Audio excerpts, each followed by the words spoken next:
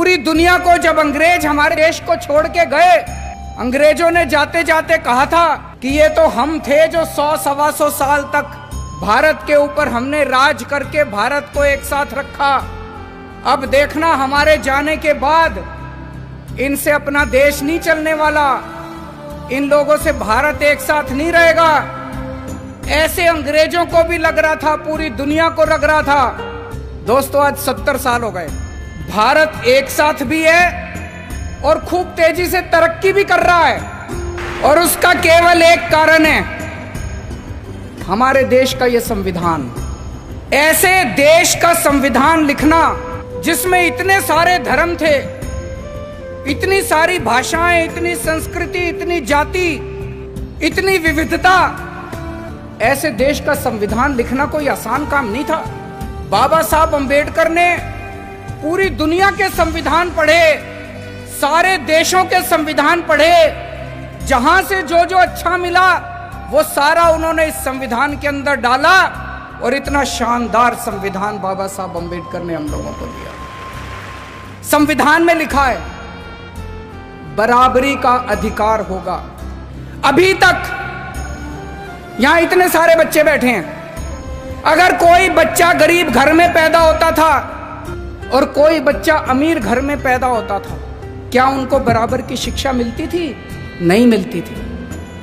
तो क्या बराबरी का अधिकार था? नहीं था। मैं आपका मुख्यमंत्री हूं, हम सरकार चला रहे हैं। सरकार की नजरों में, मुख्यमंत्री की नजरों में, एक बच्चा अगर गरीब घर में पैदा होता है और एक बच्चा अमीर घर में पैदा होता है, मेरे लिए तो मेरे दोनों बच्चे बराबर हैं। मैं उन दोनों बच्चों के बीच में फर्क नहीं कर सकता। तो इसीलिए जब हमारी सरकार बनी, हमने अपने सामने सबसे पहला लक्ष्य रखा कि इस गरीब के बच्चे को भी अच्छी शिक्षा दिला के रहेंगे हम लोग। दिल्ली में जो भी बच्चा दिल्ली में पैदा होगा, चाहे वो गरीब का बच्चा हो, चाहे अमीर का बच्चा हो, सबको अच्छी शिक्षा मिलेगी, सबको एक जैसी शिक्षा मिलेगी। दोस्तों आज 5 साल के अंदर हमने वो करके दिखाया। बाबा साहब अंबेडकर का एक सपना पूरा किया हम लोगों ने। हमारे संविधान में लिखा है जीने का अधिकार होगा। पहले एक गरीब आदमी के घर अगर कोई बीमार होता था, वो सरकारी अस्पताल में जाता था, सरकारी अस्पताल में इलाज का बुरा हाल था।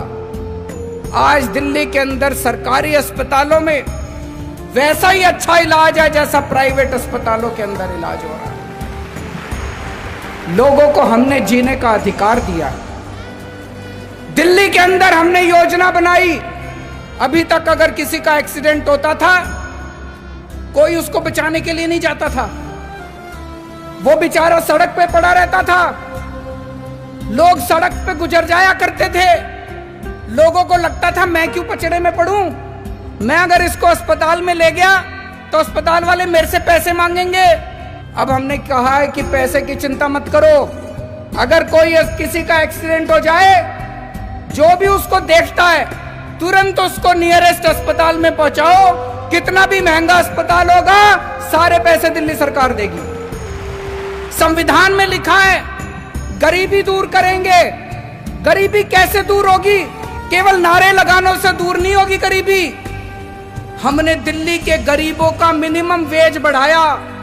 एक एक गरीब मजदूर को, एक एक गरीब कर्मचारी को हमने 15-15 हजार रुपए महीने की तनख्वाह दिलवाई। गरीबी तब दूर होगी दोस्तों। मुझे ये लगता है अगर ये बाबा साहब अंबेडकर का संविधान एक दिन के लिए अच्छे से लागू हो जाए, ये देश कहीं का कहीं पहुंच जाएगा।